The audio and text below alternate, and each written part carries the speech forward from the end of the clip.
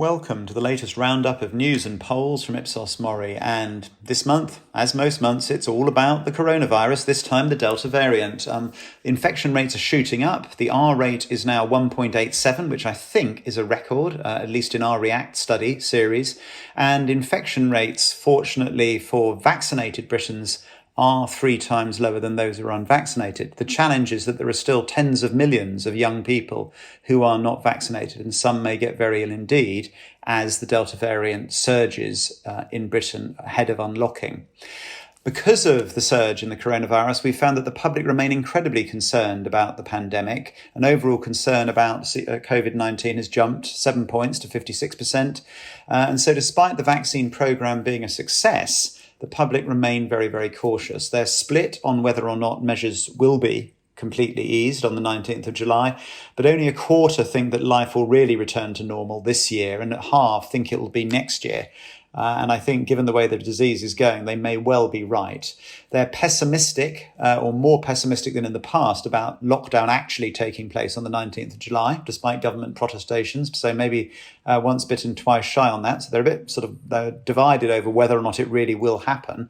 And overall, the British people support COVID-19 restrictions remaining in place after the 19th of July. 7 out of 10 support compulsory mask wearing on public transport and in shops. 2 out of 3, 66% support compulsory social distancing, quarantining similarly. So the British public is up actually for their freedom being more restricted than the government is currently planning, reflecting their concerns about the pandemic. And indeed, there is even support for some restrictions to be here permanently, regardless of the actual risk level. So 4 in 10 people, having seen what a respiratory disease can do, actually support wearing masks in shops and on public transport all the time. Nearly half support vaccine passports being used, and indeed 19% support having a curfew against leaving home after 10 o'clock without a good reason, which sounds pretty draconian. I think it just reminds us that the public want to do whatever it takes to stop the virus. Globally, we've found that most adults say that they're going to continue social distancing and wearing a mask even after they've been vaccinated, although they are confident about going back to concerts and flying once they've had their jabs. Elsewhere, we've seen obviously a few turbulent weeks for the government. Their overall ratings remain more positive than those of the opposition. The most popular politician that we've been looking at recently remains the Chancellor of the Exchequer. 4 out of 10 people positive towards him, slightly ahead of the Prime Minister with 3 out of 10. But he's doing rather better than Keir Starmer, who has only 1 person in 5 who say they're favourable to him. But he's beating Matt Hancock, who of course has had a few local difficulties and is no longer in office. Overall, ratings of the parties aren't really moving very much, but only a quarter of us say that the Labour Party would be better than the Conservatives at running the country.